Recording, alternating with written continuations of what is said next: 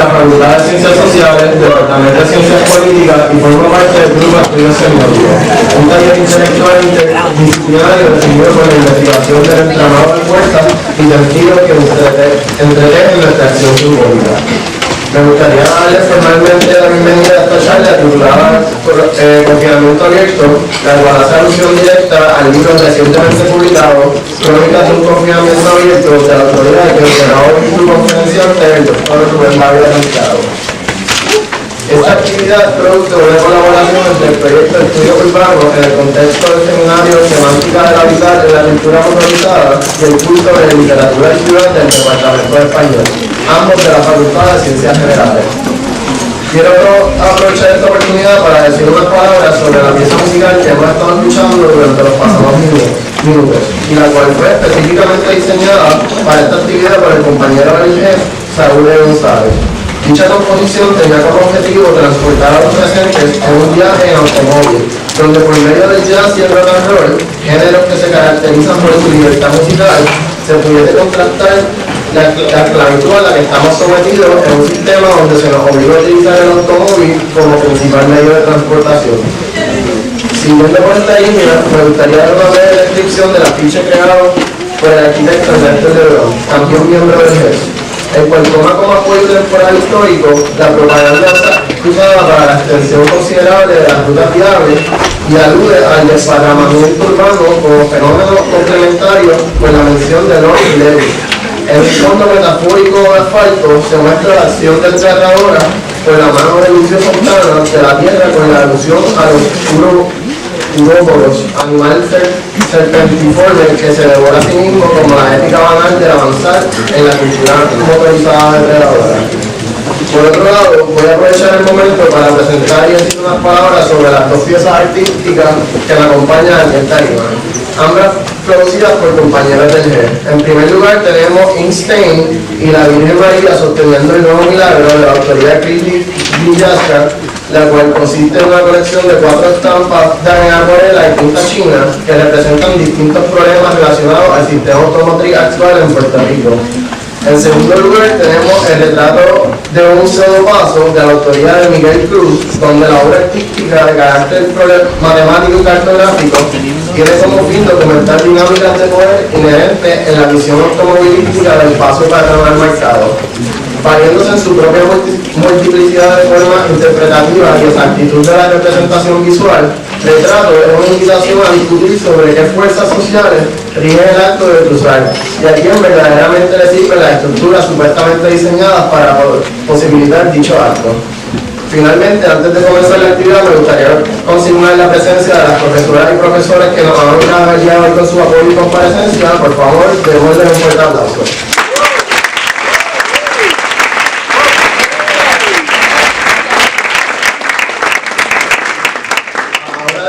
A la doctora Carmen Angélica Pérez, directora del proyecto de estudios urbanos.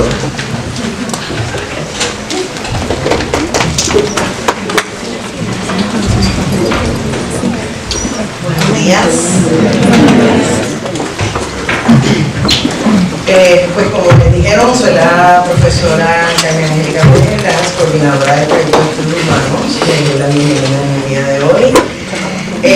Nos complace sobremanera presentar al doctor Rubén Dávila Santiago y al trabajo de sus estudiantes, compañero del Departamento de Ciencias Sociales de esta facultad y colaborador del proyecto de estudios urbanos. La presentación que nos hará el doctor Dávila, basada, como dijo el compañero hace unos momentos, basada en el contenido de su último libro, Confinamiento Abierto, Crónicas de un Confinamiento Abierto, confirma la necesidad de llevar a cabo un análisis minucioso de las particularidades del entorno en que vivimos, uno urbanizado. En este asume un papel preponderante e imponente el automóvil. Nuestra sociedad, como tantas otras del mundo contemporáneo, opera en virtud de la utilización del dispositivo automóvil y ante su presencia construye, como nos plantea el doctor Dávila, una cosmovisión y una praxis cotidiana que nubla la capacidad de visualizar sus contradicciones. Aquí el análisis minucioso y semiótico que lleva a cabo el doctor Dávila nos lleva a mirar nuestro entorno urbano y a nosotros mismos con nuevos ojos que resaltan lo que debería de ser obvio, pero obviamos. La temática abordada en su trabajo es una acertada para el análisis desde las ciencias sociales y valiosa para otras disciplinas. Creo, por lo tanto, que la presentación del día de hoy es sumamente pertinente y necesaria. Además, coincide totalmente con el objetivo principal del proyecto de estudio urbano, que es mirar de forma incisiva e interdisciplinaria la complejidad de nuestro entorno, con miras a una mejor comprensión de nuestro contexto contemporáneo. Quiero destacar que esta actividad, tal y como dijo el compañero, surge a partir de la iniciativa de la doctora Maribel Ortiz Márquez del Departamento de Español y otros compañeros del Departamento de Español como la profesora Vanessa Vilches y el profesor Carmelo Santana de nuestra facultad, y quien con otros profesores del curso de literatura y ciudad pues quisieron, ¿verdad?, traerles a ustedes esta reflexión. Es precisamente desde otra lectura del urbano que se le solicita al doctor Dávila que organice esta, que más allá que una charla es una experiencia interdisciplinaria, como habrán visto. Vaya mi agradecimiento y felicitación a todos los que han trabajado para la realización de esta experiencia. Así que felicidades.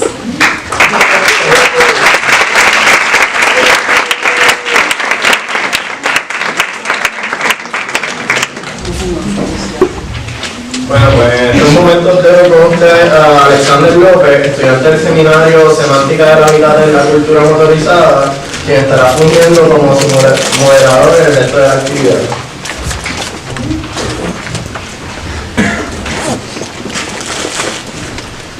Buenos días a todos. Con ustedes las doctoras Vanessa Vilches y la doctora Maribel Ortiz, profesoras del curso Literatura y Ciudad. Reconozco también la presencia de nuestro colega el doctor Carmelo Santana, profesor de dicho curso.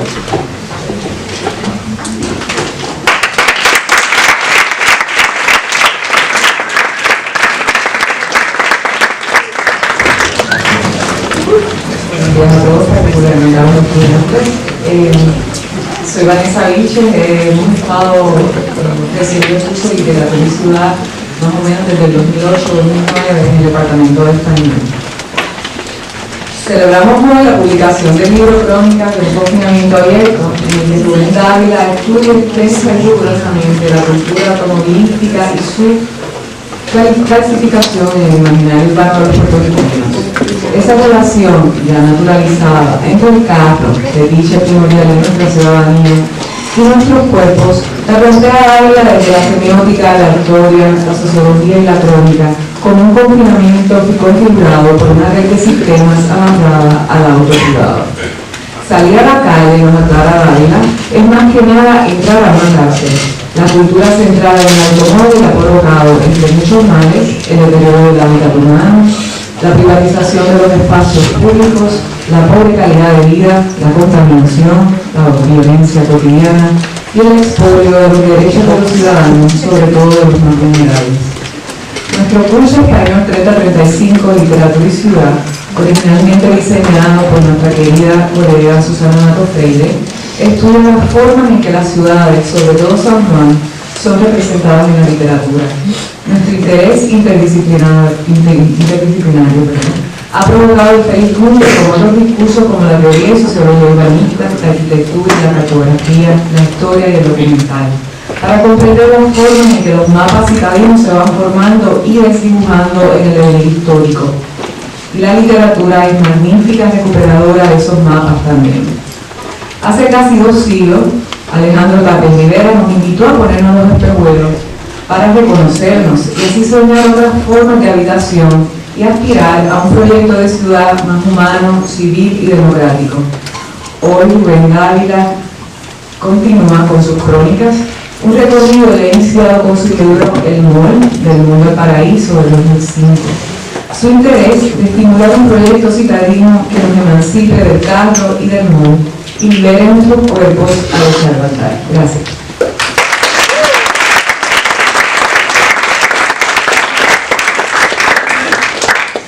Mi nombre es Maribel Ortiz, yo también soy profesora del curso de Literatura y Ciudad que preparó el Departamento de Español por el Gobierno en el 2007 como parte de una propuesta a la National Endowment of Humanities que se llamaba Escribir la Ciudad. Agradezco la invitación a esta actividad planificada por el Programa de Estudios Urbanos y a su directora, la doctora Ana Pérez Herranz, y al doctor Rubén Dávila del Departamento de Ciencias Sociales. En el mejor espíritu de esta facultad de Estudios Generales y en reconocimiento de su perspectiva interdisciplinaria, me uno hoy a la presentación del libro Crónica de un confinamiento abierto, una reflexión en torno al desarrollo urbano y suburbano y su vínculo con el automóvil.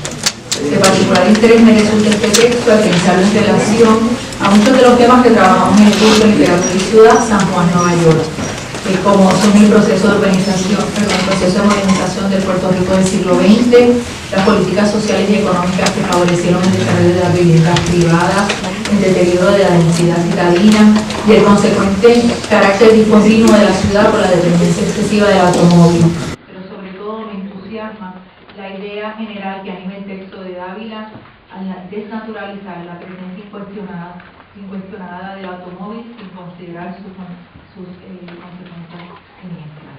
La falta de libertad de los niños y también de los adolescentes y los adultos, la mortalidad real, la reducción del cuerpo a un estado de indefensión absoluta frente a la conducta agresiva de aquellos que están protegidos por la coraza de metal. Pensar contra su vida entonces es fundamentalmente pensar en la forma de habitar que no esté subordinado a su presencia. Tenemos pues la palabra a su autor de la importante reflexión.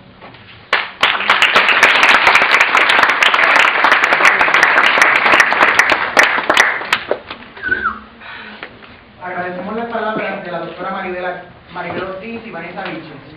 Ahora con ustedes la doctora Chiara Volentini del Departamento de Español, editora del manuscrito y miembro del GES, es decir, Grupo de Estudios Semióticos. Se encargará de la presentación del libro Crónicas de un confinamiento abierto, conjunto al estudiante partícipe del seminario Jonathan Velázquez, producto de la investigación del doctor Rubén Dávila Santiago.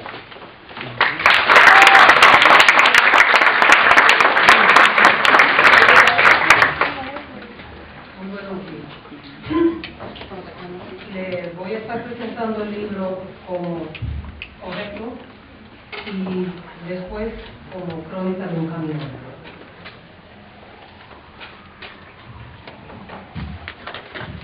Crónicas de un confinamiento abierto es un proyecto que dio la luz y creció en un espacio de compartir intelectual donde confluyeron aportaciones diversas desde perspectiva, experiencias, disciplina y prácticas diversas. El libro ha sido realizado con la colaboración del Grupo de Estudios Semióticos, grupo intelectual de vocación itinerante y libertaria, en el cual, además del autor Rubén Dávila, se encuentran profesionales de diferentes áreas que comparten el hecho de ser egresados de la UPR. Algunos de ellos todavía se encuentran cursando estudios graduados en prestigiosas universidades como Harvard, MIT y Columbia, solo para citar algunos. Al grupo se están integrando otros participantes que actualmente son estudiantes de UPR, como pudimos ver la mañana de hoy. Crónicas de un confinamiento abierto tiene diferentes partes. Primero, la portada, llamada Estallidos de Nathan en negro, la cual contiene una forma de expansión a partir de las cuales hay una propagación ondulatoria de los signos mediante el transporte de energía en la configuración del espacio diario. El frente de onda perturba los confines del espacio. Así la portada anuncia la entrada a la ondulación de relaciones de expansión y confluencias. Al salir a la calle, entramos en un mundo debidamente codificado, reglamentado, controlado. Al abrir el libro, se despliega una superficie que es una metáfora del asfalto y allí se encuentra la descripción del texto. Al salir, se entra. El volumen cosido con una tonalidad artesanal, con una ligereza y forma libertaria del caminar, no está pegado. Su tonalidad no busca formas preparatorias rituales tradicionales, sino comienza con pasos. Así, directamente con la palabra, con lo escrito que sigue la cadencia del caminar. Llama la atención en la primera parte del libro la inclusión de unas fotos que fueron tomadas por el autor en su propio proceso de caminar, el cual deliberadamente no quiere interrumpir con notas al cárcel. Las notas, junto con la referencia y el índice, se encuentran al final del texto, el cual también contiene una sección, notas itinerantes, para apuntar reflexiones e ideas en ese viaje de la lectura. Al abrir el libro a la derecha del texto, nos topamos con una fotografía inserta, la cual es un espejo. La mirada detrás del cristal mira el que la mira con su claustro metálico.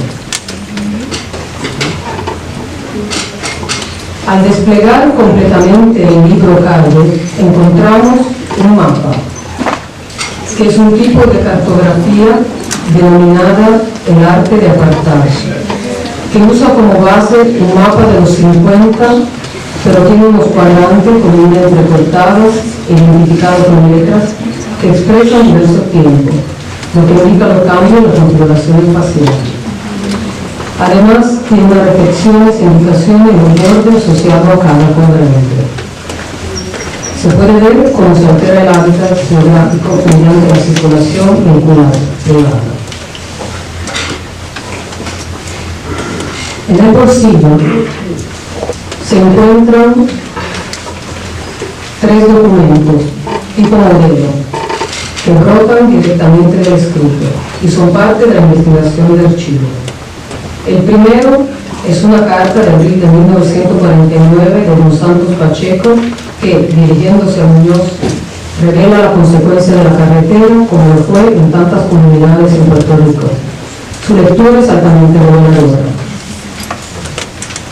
El segundo documento es una portada del Puerto Rico Ilustrado de 1911, que muestra la nueva ética del automóvil en sus inicios y, por último, un anuncio de 1927 de Chevrolet que contrasta mundos y que no revela un alto juego de distancias.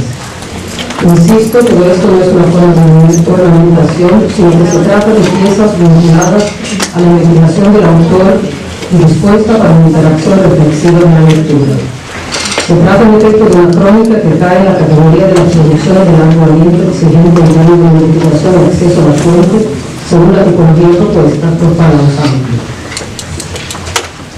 Terminé con el objeto, ahora voy a la crónica de un camino. De Pablo Murillo.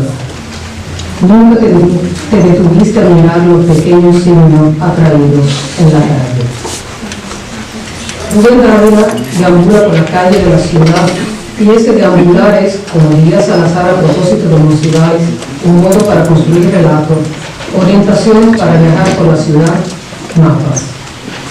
El autor nos regala un relato sobre la cultura motorizada y la construcción de la subjetividad y lo hace bajo la forma de una crónica. Esa escritura fronteriza, híbrida, que yo prefiero definir antigua, que busca representar la crisis y el conflicto cultural que la ciudad vive.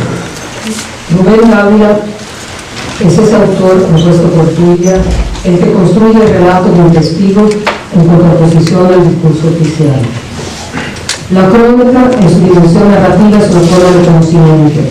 Desde un punto de vista etimológico, la palabra narrar se relaciona directamente con el saber. Narrar deriva del verbo latín narrare, que a su vez procede de narus, conocedor, sabio, que tiene su origen en la raíz europea de no, presente también en el sánscrito la palabra na, conocimiento. La narración no es solamente un tipo de discurso, sino una forma particular de organizar el pensamiento y el conocimiento, mejor dicho, la forma universal más antigua que remonta al pasado oral. Por lo tanto, de acuerdo con Villanueva Chan, la crónica no es solo la forma de enterarse de los hechos, sino la manera de conocer el mundo. Decía Caparrós que la crónica la constituye la mirada y la escritura. Insisto, mirar es la búsqueda, la actitud consciente y voluntaria de tratar de aprender lo que hay alrededor y de aprender. es un instintivo. Y esa es la actitud de nuestros periodistas que decíamos deambula con el camión comunista por las calles de la ciudad. El caminar, desde que apareció el modelo literario del camión, es una forma de ensayo de sí mismo, del otro y por tanto de la ciudad, entendida como metáfora de la sociedad. Y como animal lector que se pregunta sobre el porqué de las cosas, lee el espacio, habita, porque como diría Gardner, habitar el espacio es una manera de leerlo. El caminar no es un simple paseante. Él entiende el caminar no tanto como actividad física, sino como ejercicio crítico. Por eso Jean Paul define el caminar como el crítico, el escritor, el ensayista, el sociólogo. Para el caminante, los itinerarios urbanos se vuelven un texto para interpretar un espacio de lectura toponímica de otro reto de investigación y para participación. El espacio urbano se vuelve a su nacimiento, es decir, el espacio para ser leído a través del cuerpo como instrumento perceptivo con los 5 sentidos alertas. Decía Roland Barthes en la aventura semiológica, y cito: cuando voy por la calle o por la vida y encuentro estos objetos, les aplico a todos, sin darme cuenta, una misma actividad, que es la de cierta lectura. El hombre moderno, el hombre de las ciudades, pasa su tiempo leyendo. Lee ante todo y sobre todo imágenes, textos, comportamientos. Y el caminar en la ciudad es un incesante ejercicio de ensayo crítico para volver a la vida. En él redime el caminar en su aspecto de paseante incómodo que pone al descubierto de la condición de conspiración. Volviendo a la imagen inicial de la crónica con escritura híbrida, de la misma manera que el anillo se desplaza entre dos horizontes, así el género de la crónica se mueve entre dos espacios, el de la historia y el de la ficción literaria. En la crónica concluye un discurso antes considerado antagónico y excluyente. Se entrelazan no solo la historia y la ficción, sino también la literatura y el periodismo, lo subjetivo y lo objetivo, lo oral y lo escrito. El género de la crónica es una especie de archipiélago de discursos, según la imagen de Kaniauskas, donde convergen sin fundirse diferentes técnicas narrativas, estilos y recursos. De esta rigidez y pluralidad de un texto fragmentado exige un lector atento, sensible y activo que le da sentido a diversas partes. La crónica aparece así como un ejercicio de sutura que ordena o cierra lo que en la realidad social se encuentra fragmentado o roto. Y si la crónica es una narración histórica en que se sigue el orden consecutivo del acontecimiento, según la definición de la RAE, es decir, es una narración lineal, la crónica de Rubén Dávila es una circular, y ese movimiento, ese regresar al punto de partida, puede no verse nunca movido, enfatiza el sentido de continuamiento en el que estamos referidos y del cual no estamos. Con el ojo del semiólogo y el ritmo de caminante urbano, Rubén Dávila hace visible lo invisible, lo que en medio del discurso oficial oculta un humor y nos entrega un relato que es a la vez reflexión crítica, testimonio, documento histórico, todo sazonado con un toque de ignorancia. Gracias.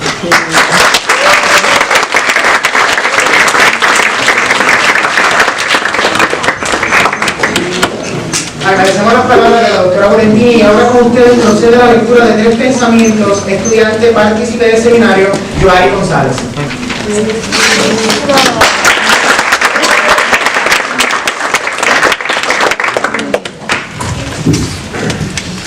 El espacio humano en general, y no el espacio urbano solamente, ha sido siempre significante. El hábito humano constituye un verdadero discurso, con sus simetrías, sus oposiciones de lugares, sus sintaxis y sus paradigmas. La ciudad es un discurso, y este discurso es verdaderamente un lenguaje. La ciudad habla a sus habitantes. Nosotros hablamos a nuestra ciudad, la ciudad en la que nos encontramos.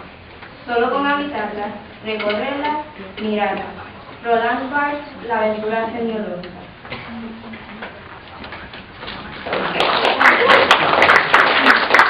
Ahora con ustedes, el autor y productor del libro Crónicas de un confinamiento abierto, el doctor Rubén Dávila Santiago.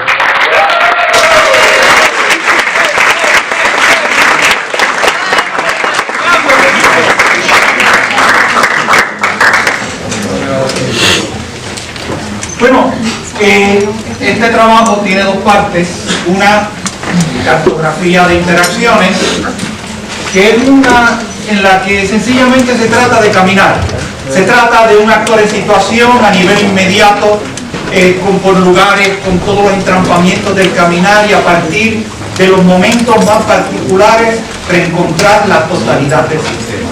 Es decir, un poco así como si la parte contiene el todo a los ejes, ¿verdad? Y entonces, como dice Borges, ¿verdad? Con la puerta, estamos ahí.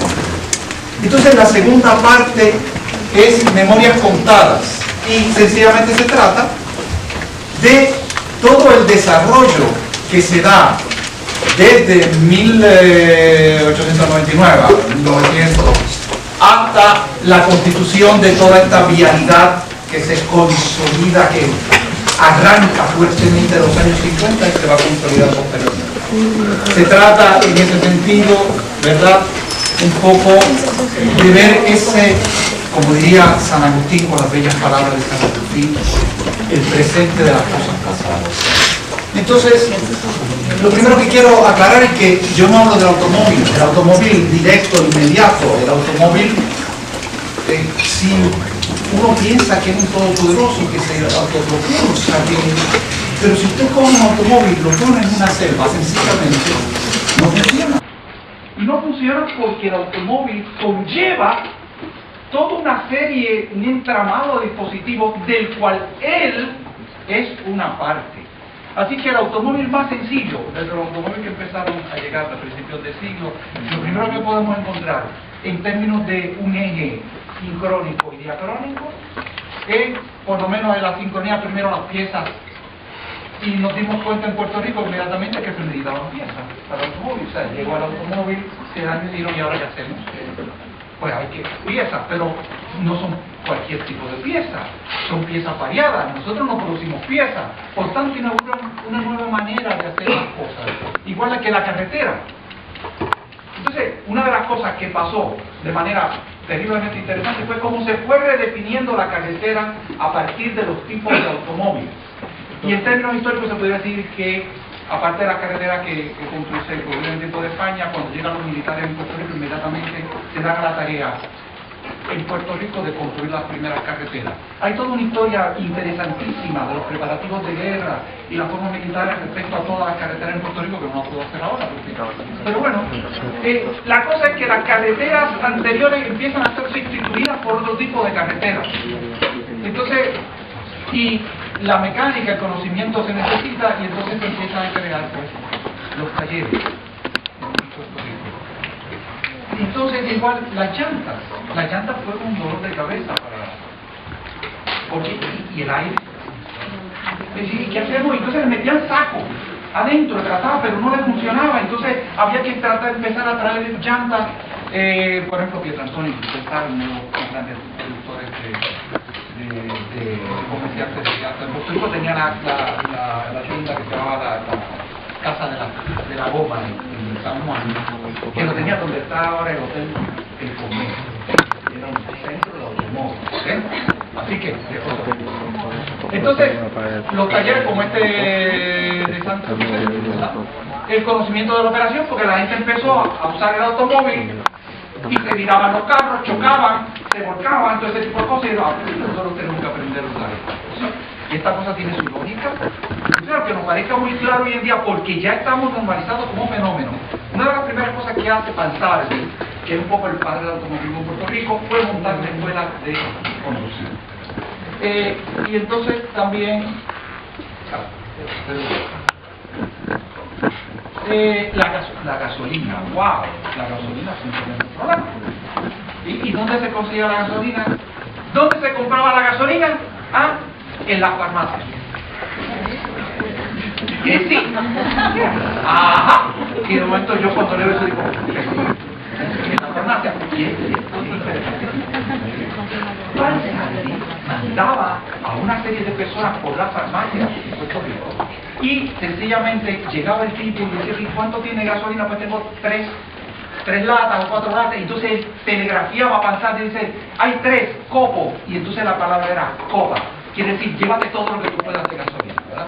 Después que va a llegar nuestros amigos de la compañía del petróleo, y el mercado va a ser terriblemente importante porque es un bien que requiere todo un mercado muy especializado como el que va a ser Bansarli.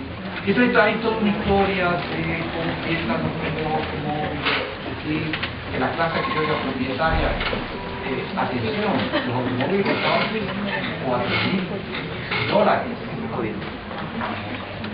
Estoy hablando de 1910. Y entonces los anuncios decían que se pagara en oro americano. O sea, tampoco son pesos. Es decir, y entonces, bueno, no lo voy a hacer ahora. Entonces también la reglamentación, porque entonces, ¿qué pasaba? No había reglamentación. Y entonces la ley del 18, que después pasara al 21, aunque todavía no se obedece, la gente decía, ¿por qué yo voy a seguir la fecha de esto? Voy a hacer esto, qué sé yo qué. Entonces, hay todo un proceso muy interesante de reflexión de cómo se instrumenta en Puerto Rico de construir las primeras carreteras. Hay toda una historia interesantísima de los preparativos de guerra y las fuerzas militares respecto a todas las carreteras en Puerto Rico, que no las puedo hacer ahora. Pero bueno, la cosa es que las carreteras anteriores empiezan a ser sustituidas por otro tipo de carreteras.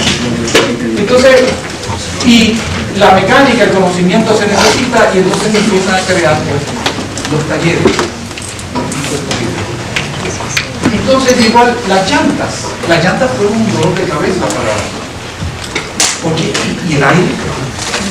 Es decir, ¿qué hacemos? Entonces metían saco adentro, trataba, pero no le funcionaba, entonces había que tratar de empezar a traer llantas, por ejemplo, Pietrantoni, ustedes saben, comprender productores de comerciantes de llantas. Por ejemplo, tenía la tienda que llamaba la Casa de la Goma en San Juan, y lo tenía donde está ahora el hotel El Convento, era el centro de automóviles, así que eso es horrible.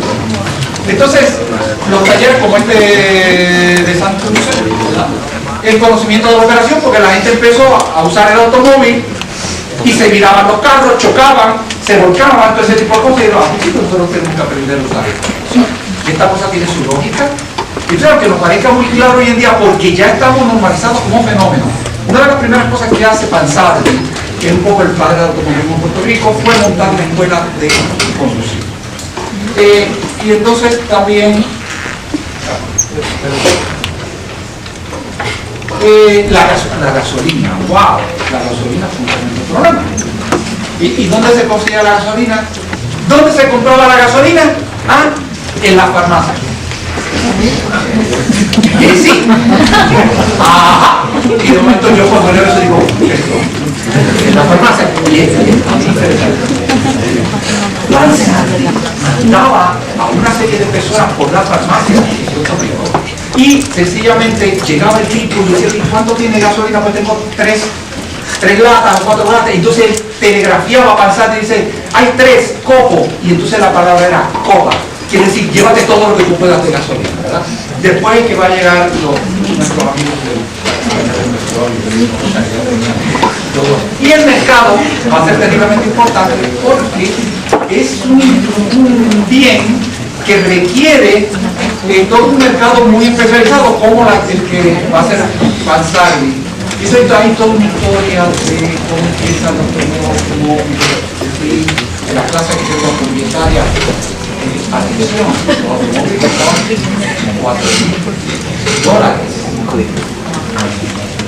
Estoy hablando de 1910.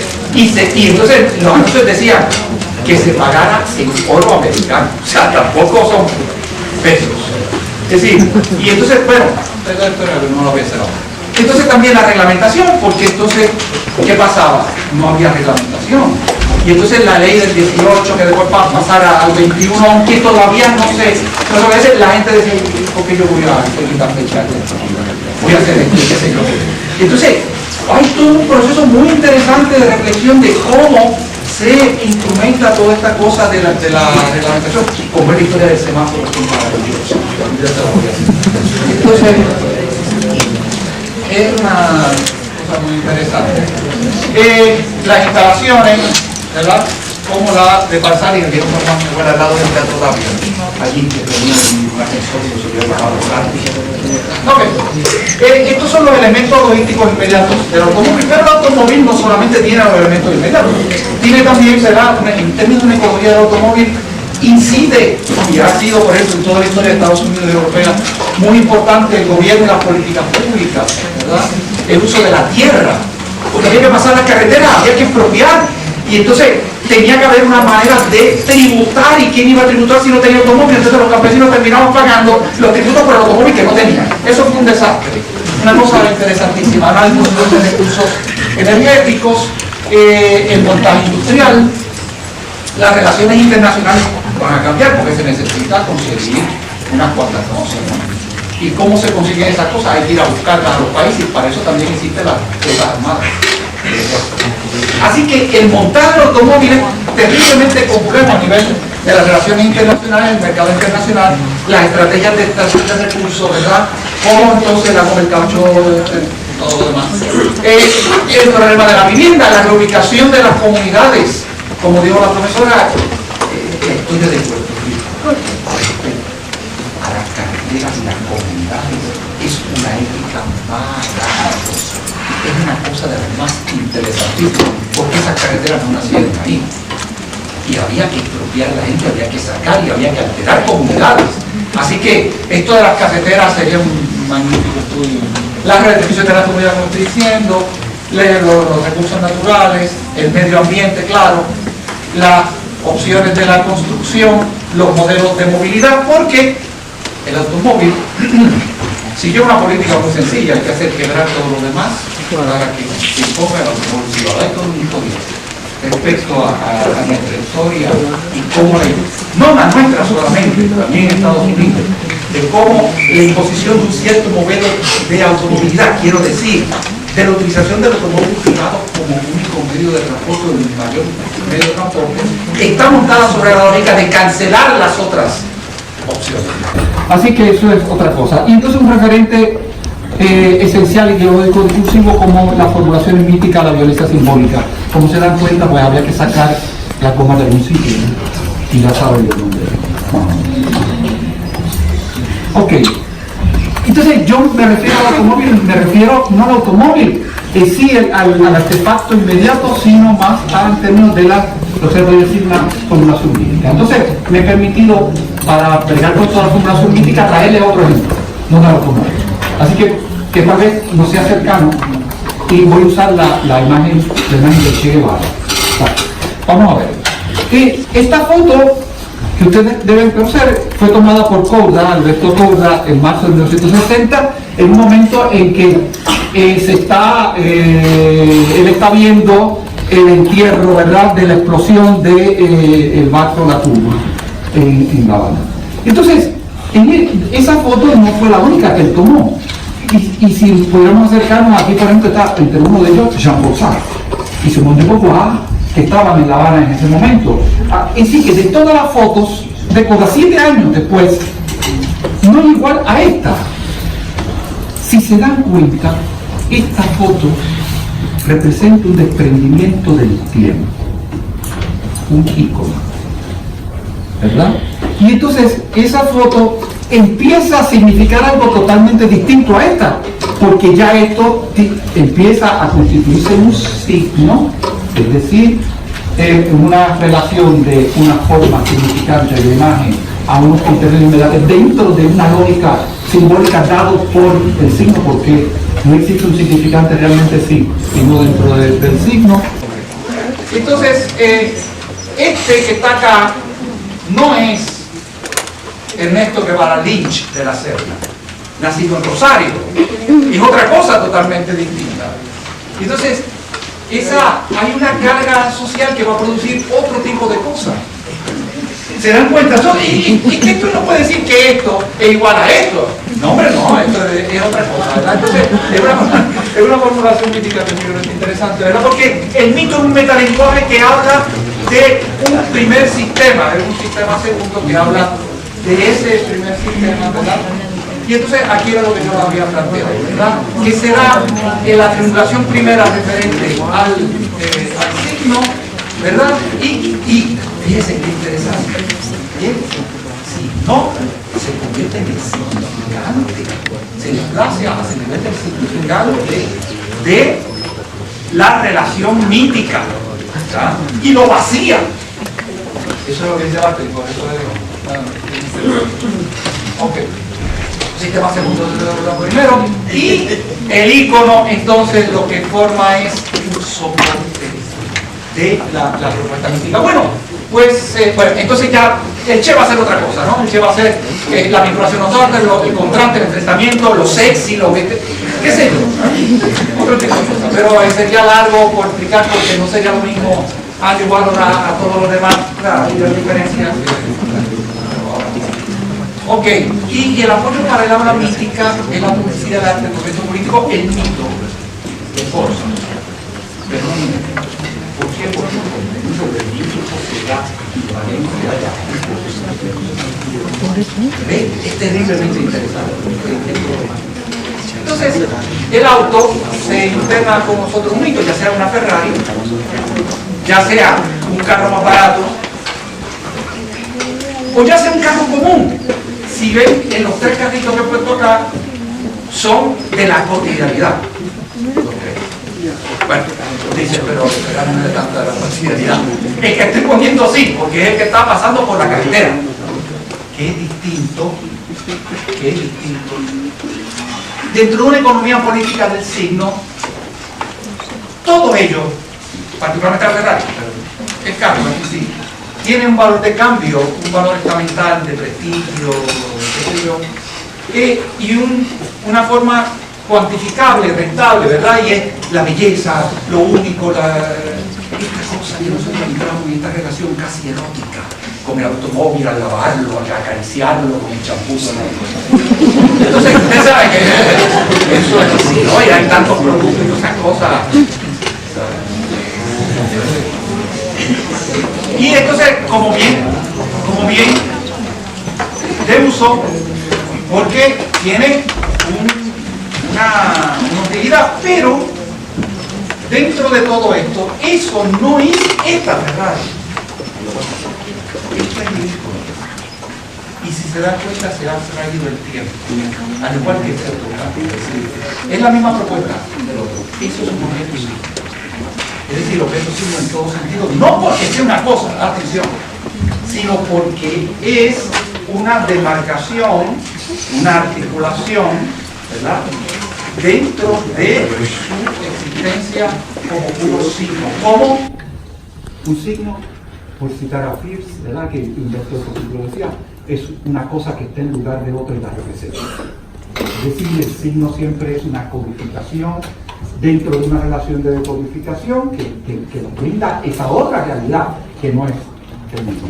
Así que es lo mismo, la carga social, tratamiento. Y entonces existe ese objeto de veneración, esa relación erótica, en el sentido global, ¿verdad?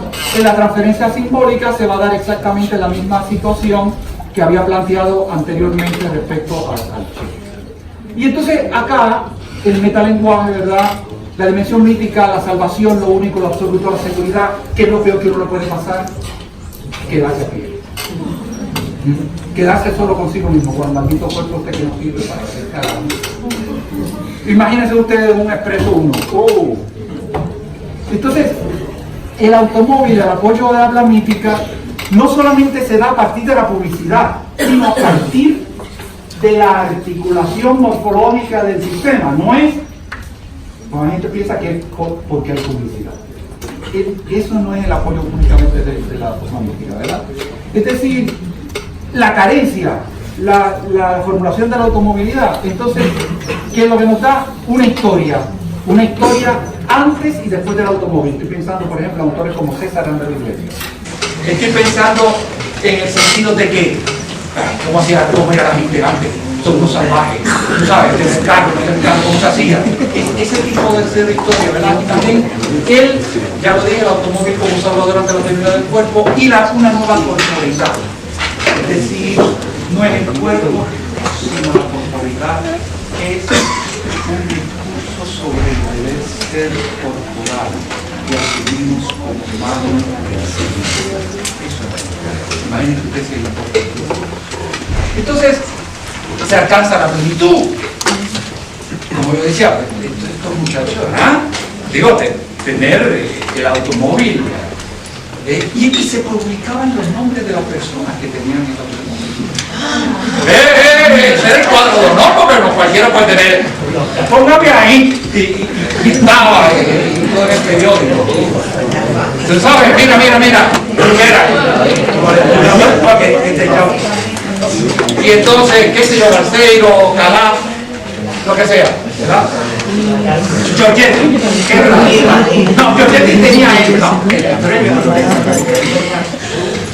Pizarro, el carro de un carro, pero no solamente él, que cambiarle cosas de también lo trabajaba porque para qué tener uno. Entonces, pero el contraste en el puerto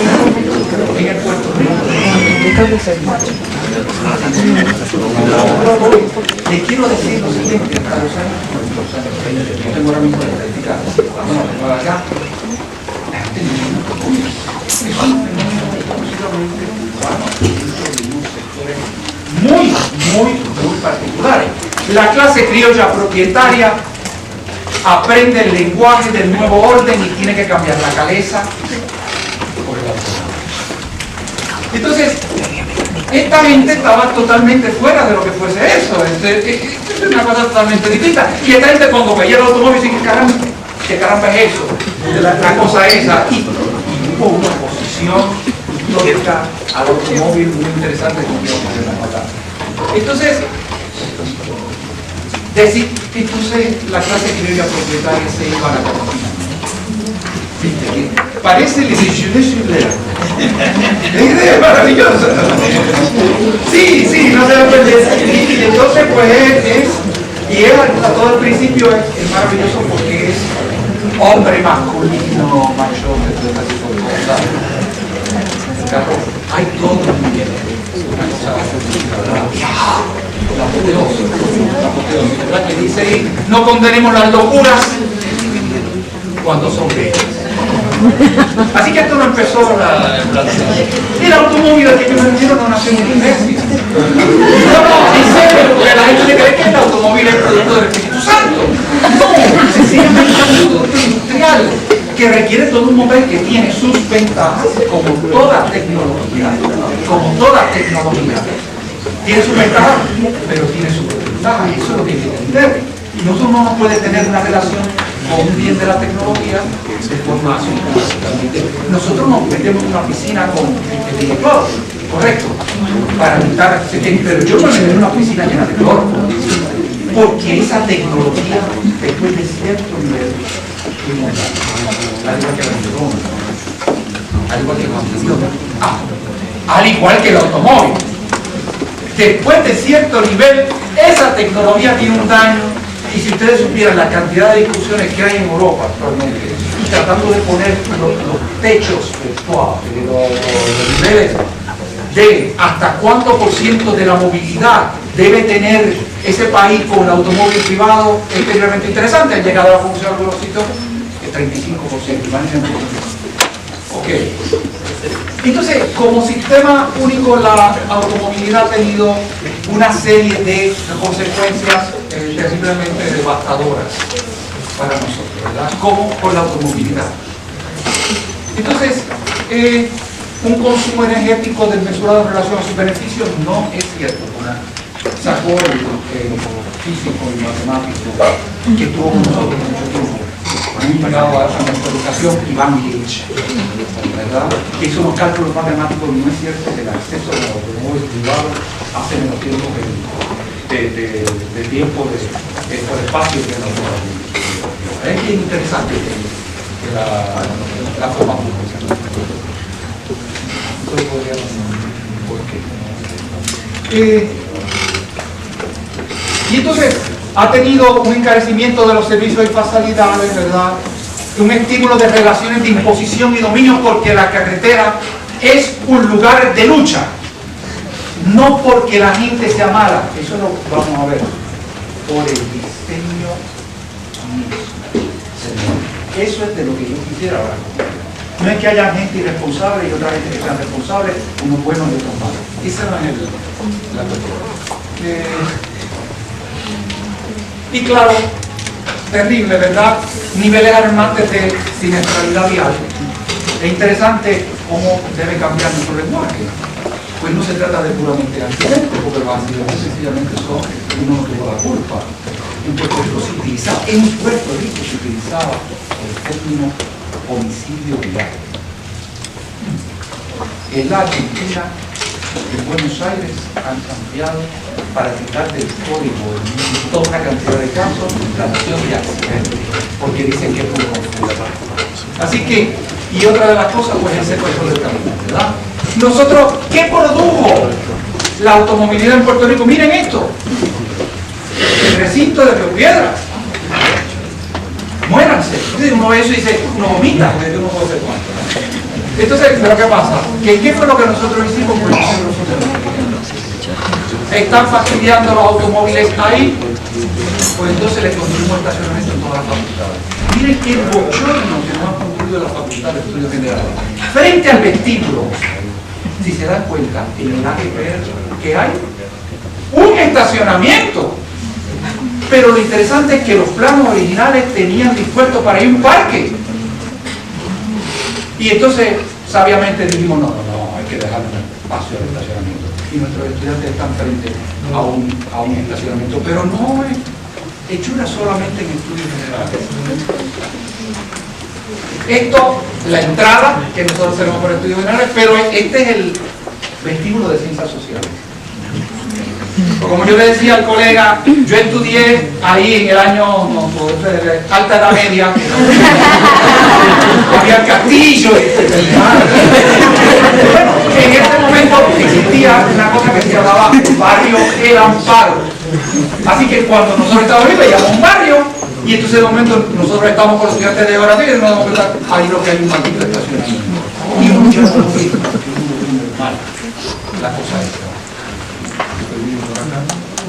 Ok. Carmen Rivera de Alvarado.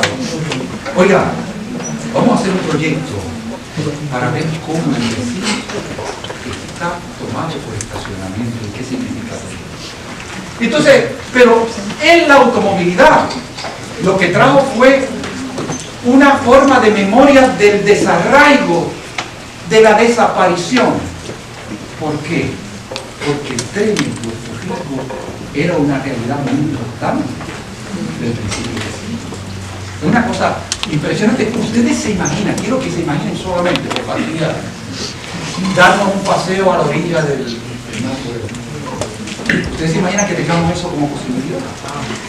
Una cosa impresionante. Y entonces, pues nosotros teníamos que caminar las vías. Era una cosa interesante. Y entonces resulta lo siguiente. Miren a ver si reconocen esto. ¿Dónde queda esto? Así, ¿cómo fue que tú hiciste? ¡Anda, Marcelo! Sí, ahí era que estaba. Mira, ahí que estaba de aquí para acá. Mira, por aquí pasaba el tren. Toma. Ahora que va la mano a la cabeza.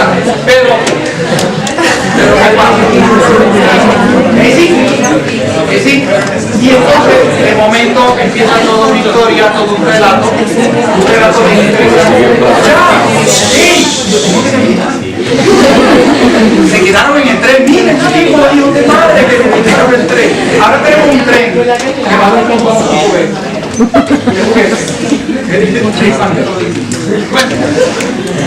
pero lo interesante de todo esto es lo siguiente: se crea una narrativa bien interesante. El tren, hay que salir del tren por la cantidad de accidentes que ha habido. Y se desvió y pasó esto. Y yo decía, ¿será eso cierto? Si usted compara los accidentes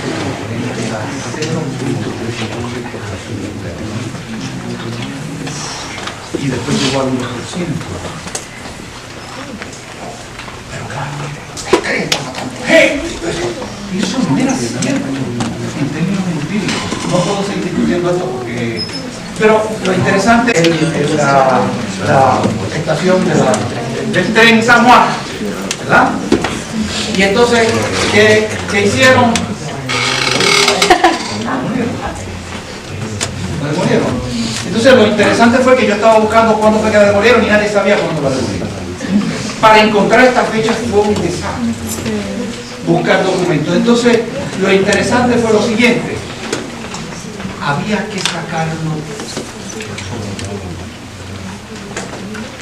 es decir, la ingeniería política de la construcción de una memoria basada en la desaparición.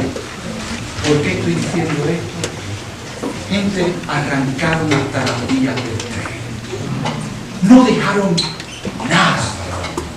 Entonces me recuerda el dictador horrible, nauseabundo Videla de la Argentina, cuando decía sobre los desaparecidos: no se puede hablar, porque no están muertos ni están vivos, porque no existen, porque son desaparecidos, por tanto desasociados. Esa era la mentalidad de los mundos, y esa es la mentalidad de una ingeniería de horrible. Entonces arrancaron todo lo que podían. Está por acá.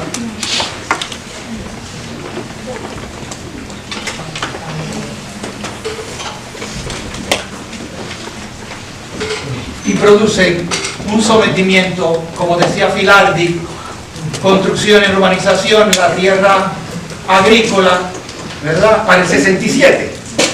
Se estaban dando cuenta que esta cosa se iba a destruir el país. Uno de los que se dio fue Muñoz Marín, que habría que hablar largo y tendido qué fue lo que pasó ahí. Pero no. Bueno, al salir se entra. ¿Verdad que sí? Al salir de la casa de uno entra no.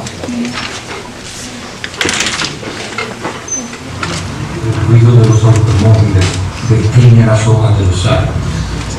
Me siento tan lleno que tengo miedo de pasar. ¿Y dónde? ¿Cómo no advertí cuando alzaba los muros? Pero no hoy hicieron ruido, ni que hablar.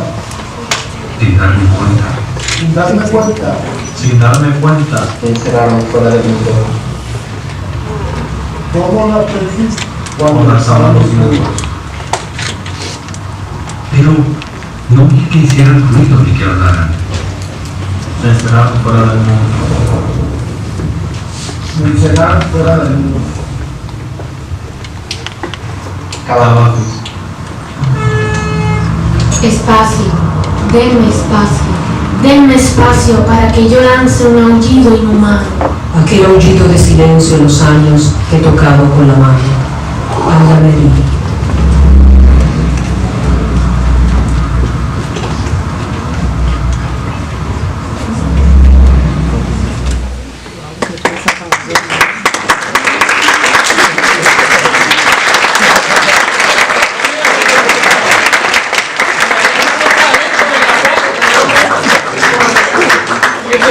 Entonces, cuando salimos, parece que está todo tan vacío. Está tan denso. Y la tierra es un universo denso. Entonces, ¿de qué está poblado? Está poblado por sistemas semióticos. Eso es lo que yo quiero. Hay 4 sistemas semióticos que vamos a ver. El sistema número 1, que es la normativa. Luces, todo este tipo de cosas, señales, pero en los sistemas semióticos de la carretera pueden ser solamente la normativa de señales, pero atención, como sistema semiótico nuestras instituciones en normativo pueden ser normas que se han transmitido por la vía oral, no tienen que ser escritas necesariamente, pero son formales para la comunidad. El sistema semiótico segundo, que es el sistema de cómo se interaccionan entre acciones dentro de ese sistema. El sistema 3, que es la morfología del sistema a partir de la construcción y la materialidad del mismo. Y el 4, que es extremadamente importante, que es el sistema de prestigio. Un sistema semiótico, ¿verdad? Lo que quiero decir es, ninguno de esos 3, perdón, ninguno de esos 4 existe como tal. Así existe el trabajo funcionando todo al mismo tiempo. Lo que pasa es que yo lo divido para entenderlo. Pero no hay señales viales fuera de la carretera, ni hay actuaciones fuera de la carretera, ni la carretera O sea, que tienen que tener en mente que aunque yo lo voy a dividir ahora, ninguno está actuando de manera aislada, ¿verdad? Y entonces articulan mecanismos y dispositivos en un campo, que es un campo, un espacio donde se producen unas fuerzas y que asigna la posición a la ciudad. Ok, entonces, ¿qué tiene cohesión y coherencia? Coherencia no quiere decir homogeneidad, en ningún sentido. Quiere decir, hay unos elementos de coherencia. Por ejemplo, ¿para qué es la carretera? Para el carro. Pues entonces estúpido, salte del medio y se baja. Eso es un nivel de coherencia. ¿Entiendes lo que quiero decir? Ese es el sistema 2. ¿Y qué demonios hace? Te va a coger el seguro social aquí, caramba. Todo lo demás. O cuando vamos en bicicleta. Me he llevado, me imagino que el colega también usa la bicicleta. Eso es una lucha. Como dice uno de mis estudiantes, a veces uno tiene que decidirse, hay que tener cuidado de no terminar siendo un donante de órganos. Entonces, hay una territorialidad discursiva que se produce, ¿verdad?, dentro de una matriz cultural, porque la territorialidad discursiva nunca se da fuera de una matriz cultural. Lo que es una vez para aquí no es lo mismo una vez para en Florencia o lo que sé yo. Es decir, esto es muy, no recuerdo que ustedes saben que tiene el ámbito del mundo. El proceso de semiotización se da, ¿verdad?, entre los 4 niveles que dije, y hay un filtro bilingüe que de lo que se trata es de filtrar los elementos exógenos para convertirlos en elementos endógenos anticuerpos, ¿verdad? Y entonces hacer los significados. El sistema semiótico 1, para que y eso, ahí están unas cuantas solamente. Sean, por ejemplo, europeas, pero básicamente el problema es que son señales que dicen, oye, no hagas. Otras dicen, tienes que hacer esto. La otra nos dice, nos previene, y otra dice, por ahí no, es por acá. Entonces, toda la conducta está determinada por este tipo de realidad. Esto es un universo totalmente lineal, esto es un universo que inclusive las construcciones, la disposición del espacio. Entonces, claro, hay gente que se revela por esto como Meta Abraham, que es lo que hizo. Es francés que está viviendo en Italia y que está casi naturalizado en Italia, entonces hace este tipo de bandería. Terrible, pero me pareció chévere traerlo para que usted viera. Ese que está faltando el respeto al sistema. Está cometiendo un pecado mortal. Bueno, el sistema 1, como ustedes saben que es la normativa, es el comportamiento. ¿Dónde están los carros de la policía? Donde dicen estaciones. Y cualquiera me podría decir, y me lo han dicho, profesor, no, es que son policías. Y yo digo, yo no sabía que la ley de tránsito decía, si es policía, puede violar la ley. Esa que no sabía. ¿Qué policía? ¿Qué carajo? Tiene que ver. ¿Ustedes han visto alguna vez un policía hacer un pare? Entonces miren esto. Esto es frente a una oficina del médico que además es abogado. Esa es la acera está debajo. Igual que acá, ¿verdad? La distancia, pues esta persona se para, ¿dónde se va a parar? Pues encima del espacio peatonal. ¿Por qué? Porque es más fácil para ver. Esa es la lógica del sistema, ¿verdad? No es que sea un acto aberrante, porque si la lógica del vehículo es recorrer la mayor distancia en el menor tiempo, los espacios son incómodos. Por eso es que ocurren este tipo de cosas. No es sencillamente al azar, eso forma parte de la lógica. La carretera de los autos, el menor tiempo de la travesía, el que te interfiere hay que sacarlo, y es una relación de poder entre vehículos, y es interesante cómo la persona, cómo nosotros nos transformamos en el hacemos cosas que jamás se nos ocurren. De momento uno se siente el acelerador y arranca y dice, ¿para qué caramba yo voy tan rápido? Con una ansiedad, pero eso forma parte del sistema 3, que es la morfología del sistema de. Entonces, tenemos, voy a pasar esto más rápido, si no por el secuestro del caminar que se da, eso lo voy a pasar, dale para adelante. El 3, que ya lo expliqué, ¿verdad?, que produce todo esto, que es el sistema semiótico 3, ¿verdad?, que produce elementos, ¿verdad?, la relación de la persona, señales indéxicas, en la morfología infraestructural del sistema, que es lo que es el 3, ¿verdad?, y produce el elemento de un indicativo que al mismo tiempo termina siendo un imperativo en un texto. Es decir, texto lo que quiero decir es texto, el producto de un término, de una acción de ser, ¿verdad? Entonces, es un engranaje que contiene su filtro en que el S3 me saca de la categoría. Príncipe, ¿verdad? El de la bicicleta, pues, y miren esto, qué horrible. Cuando yo salgo al balcón me encuentro con esta porquería. Ese es el techo de pueblo. Han construido un estacionamiento. Hay que estar más que loco. Yo no quiero, como sabe el colega acá de ciencia, el impacto en términos de calentamiento global descomunal, decidir qué sé yo qué, pero ¿cómo demonios ponemos en el techo? Entonces, esta foto yo la tomé en Milán. Esto no lo saqué del internet, yo lo tomé en Milán, y entonces es interesante cómo ese no hay que cerrar, hay que hacer edificios totalmente distintos, se puede pensar las cosas, y hay una ética de la velocidad, ¿verdad? No al caminar, no a las bicicletas, no a las motos liberan, imagínense ustedes, uno con una mopeta yendo por ahí, mira, si es distinto si yo voy con el machote, la testosterona,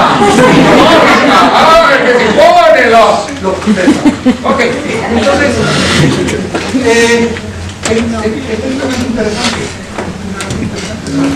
Igual, ¿y cómo yo hago para cruzar? Esas son fotos que yo he tomado.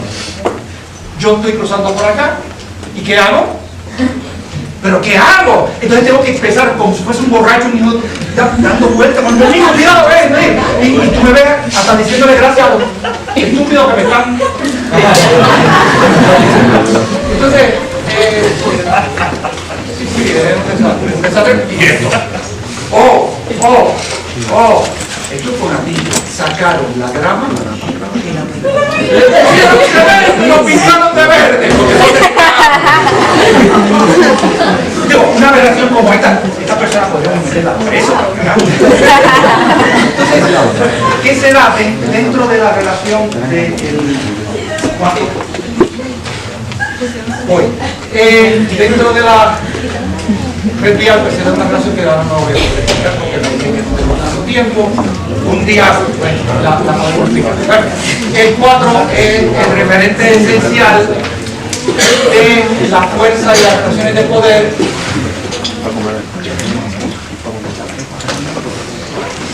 Ya ustedes conocen este esquema, ¿verdad? La historia de la autopista es interesante. La historia de la autopista comienza en Italia, ¿verdad? Y entonces Hitler se las copia de Italia y la establece como una parte para darle prestigio al sistema.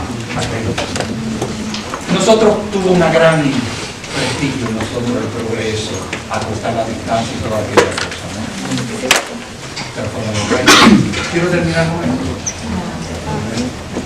Yo estoy investigando y encuentro una carta que encuentro me parece interesante sobre el archivo de una carta que está dirigida a Roberto Sánchez Vidal, el servicio de todo el gobierno, secretario de la Pública, Departamento de Estado, gobernador, qué sé yo, que dice, mire, que está dirigida para que se haga llegar a Muñoz, dice, oiga, mire, eso es un problema, porque hay una niña, ¿verdad? La niñita Carmen Milagro Escalera, porque ella Carmen Milagro Escalera. La doña Inés fue a la graduación de segundo grado y la vio graduarse, pero es que la mató un automóvil. Pero lo que me fastidió de la carta es cuando dice la carta, es que hay muchos otros niñitos así que han perecido. Y empiezo a encontrar la ruda realidad. La ruda realidad de que los primeros víctimas del automóvil fueron nuestros niñitos. ¿Por qué? Porque eran más pequeños el automóvil y los atropellaban y los mataban, y además ellos se tiraban a jugar. Además uno siempre ha jugado en la calle, porque yo sé que tal vez ustedes no, pero sus padres y ahora saben que uno se cría en la calle, no se lo cría dentro de la casa. Y entonces proteger el automóvil, sacamos a los niños y los encerramos en la calle. en las casas y los atamos a los coches y les ponemos cinturones de seguridad. Y entonces, ¿qué pasa? Que poco a poco van desapareciendo nuestros niños de la ciudad. Y si usted se fija, tenemos una ciudad sin niños. Entonces, yo cuando termino mi libro, estoy parado y digo, la situación es la siguiente. Veo por todos lados y no hay niños. Y entonces digo, ya no hay niños, los extraño. Muchas gracias.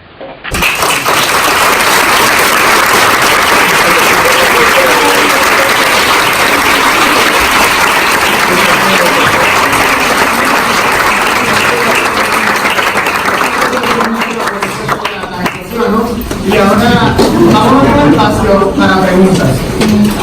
Aquí llegué a una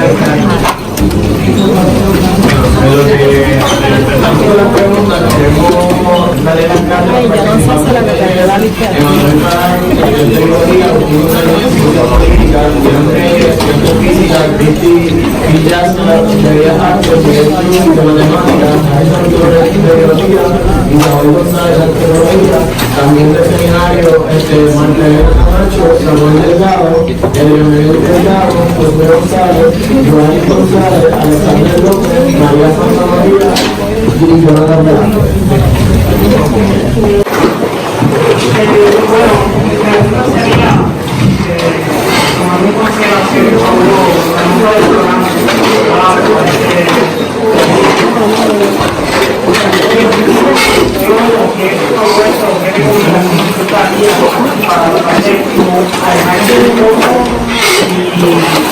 de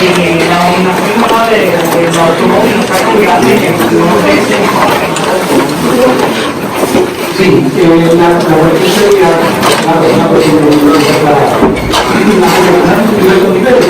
un poco la idea es lo siguiente.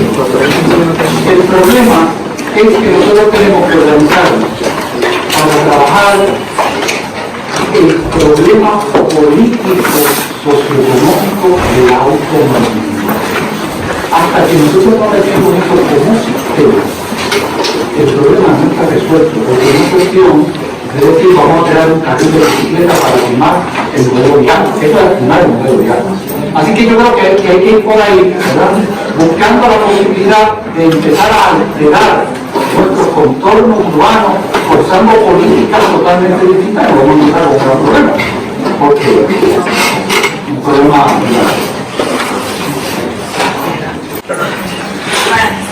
mi pregunta es, usted creó el libro al ver que todo se convierte en estacionamiento o al ver que usted era niño.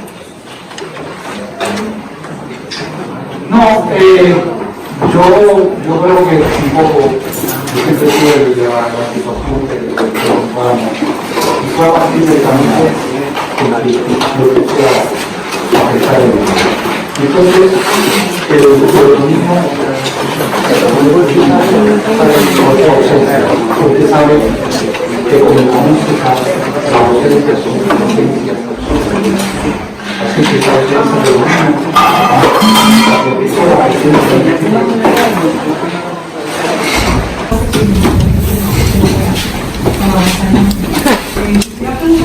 ¿qué potencial usted ve a la civilización de relevancia a este sistema opresivo de la autonomía? Yo creo que hay una cosa que tenemos que tener presente.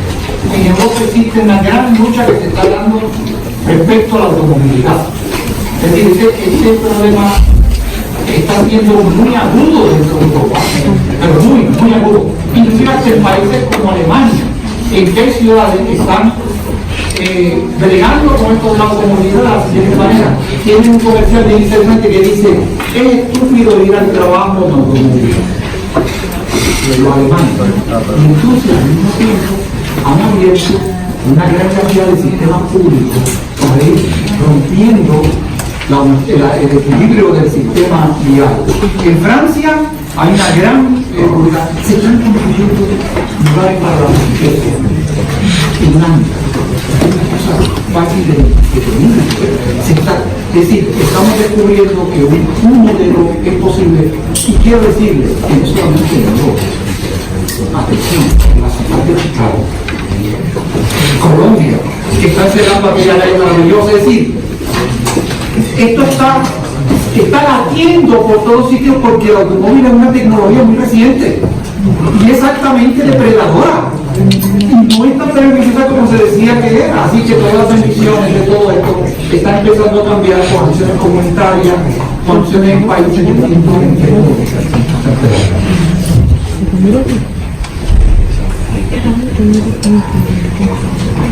Quería preguntarle, como eso ahora mismo, ¿verdad? Que tenemos como físico en la sociedad actual es como progreso, es estado dentro de la sociedad como progreso.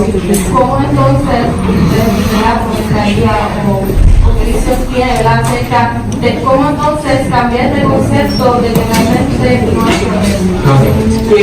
Exacto. Sí, yo creo que primero lo que tenemos que hay que ver una cosa de satanizar el automóvil como si yo hablara solo el automóvil estoy resolviendo el problema. Yo creo que hay que tener un poco más la idea del sistema dentro de esto, ¿verdad? Y entonces poco a poco empezar a cambiar unos ciertos moldes de movilidad cotidiana, no episódica. Es interesante porque donde yo me eduqué, las personas comían en tren, salían a la mujer, pero esto era así, no, hace bastantes años, ¿cierto? Salían a la afuera y que uno encontraba en las estaciones del tren lugares de bicicleta. Y entonces sería la señora con el pan y el vino y la qué sé yo qué, salía con su bici. Y para mí era extraño. La cosa más común en las afueras de París, por ejemplo, que es donde la cuestión de la bicicleta. Ahora, es interesante porque se da la manera interesante. Si yo vengo acá a la universidad con mi chaqueta, la bicicleta, el estúpido este viejo se está tratando de hacer jovencito, debe ser un pervertido, qué sé yo, una cosa de esa. Pero si yo diera clase en Houston y voy en bicicleta, no hay problema. Nadie me miraría porque es normal. Entonces, qué sé yo, el hecho de la universidad de aquí, por Dios, va en bicicleta. Nadie piensa que es muy tonto porque va en bicicleta. Entonces, pero hay que hacer más cosas para hacer eso. No es cuestión de coger la bici sencillamente, ni caminar sencillamente. Hay que darse cuenta que hace falta una política de sombras, por ejemplo. Es decir, hace falta una instrumentación de política del caminar cotidiano. Por ejemplo, en diversas ciudades, en Milán hay una serie de sitios en que el reproductor tiene una manera para sacar el aislamiento, para alterar el arte del que no pueda caminar, porque como yo camino a mi casa, ¿usted sabe lo que pasa? De aquí del recinto hasta el comunidad del monte bajo el sol. Pero entonces hace falta una política de sombra, hace falta una reingeniería del mundo de la universidad, hay una gran función dentro de eso. Hay que hacer propuestas de movilidad, hay que hacer estudios urbanos micro para darse cuenta cómo podríamos alterar formas comunitarias inmediatas, no solamente los estudios más, este tipo de cosas. Hay toda una agenda de hecho de eso. Sí, pues claro. ¿Crees que el automóvil no volverá a ser lo mismo para la sociedad? ¿O crees que un automóvil no, de ninguna manera, porque yo creo que el automóvil es una tecnología. Es decir, la tecnología tiene siempre impacto fácil para la tecnología. Cuidado, toda tecnología.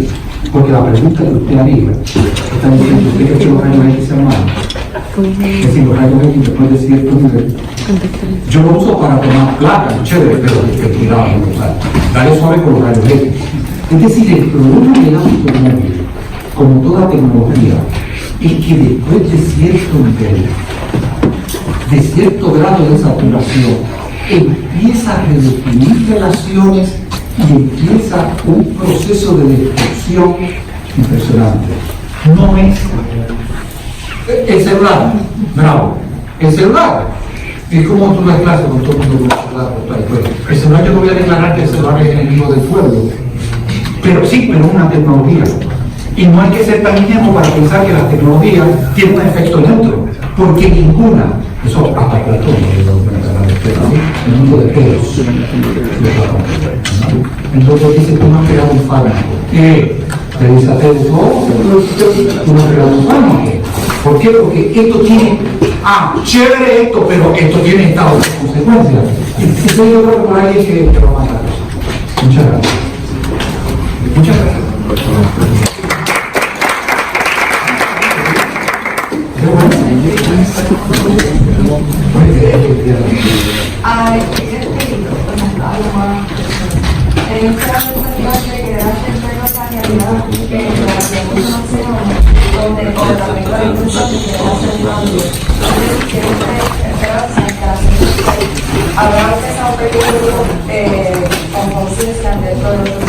Yo empezando por lo último le digo que a mí me ha maravillado, esto no es comercial, en serio, me ha maravillado la cantidad de personas jóvenes que están receptivas a esto.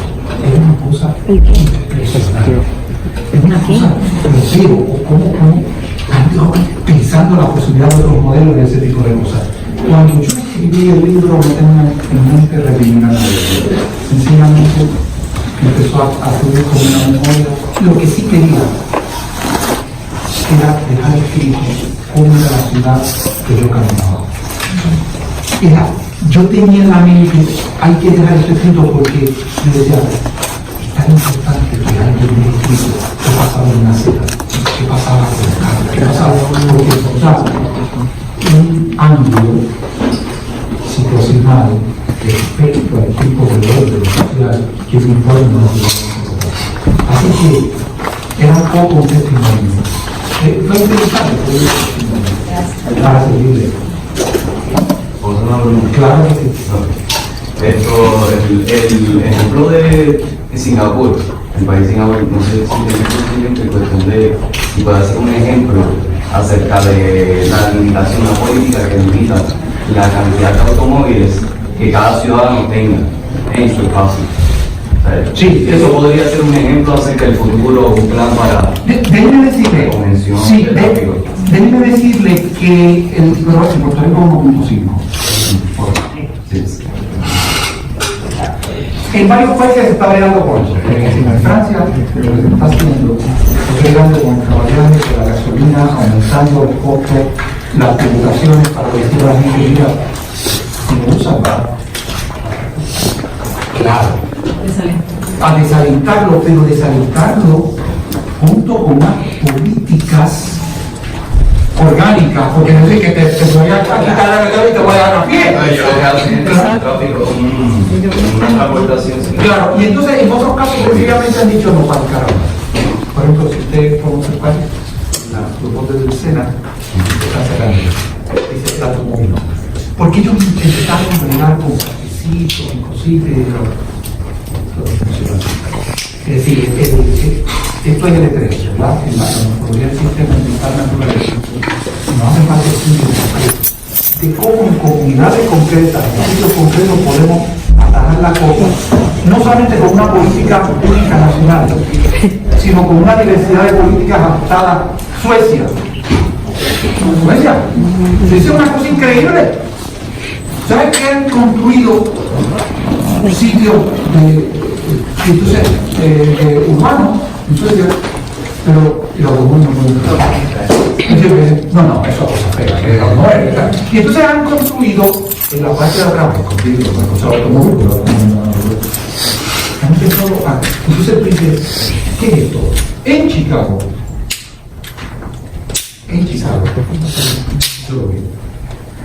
cierran la calle de urbanizaciones. Bueno, acá no va a haber calle. ¿Qué es lo que hace la gente?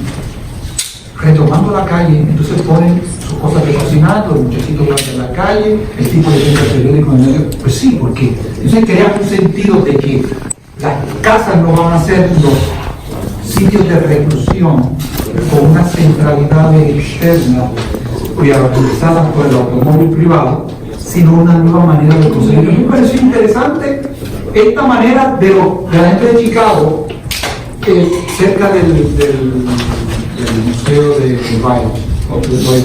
allí hay todos unos sitios que están. Entonces hay otras comunidades que han hecho otras cosas. Entonces yo me doy cuenta, Finlandia ha hecho otra cosa, Suecia ha hecho otra cosa, Francia. En Italia se ha dado una lucha en un sitio que se llama, ¿cómo se llama el parque del siglo XV? En Valencia, donde usamos que llama Belgazzana. Los vecinos de Belgazzana dijeron que vamos a pasar una carretera para tener acceso más y los vecinos dijeron, no, por aquí no pasa ninguna carretera, porque una vez pasa la carretera alteran toda la ecología y están cerrados que por ahí no va a pasar ninguna carretera, nada. La historia de Puerto Rico fue interesante.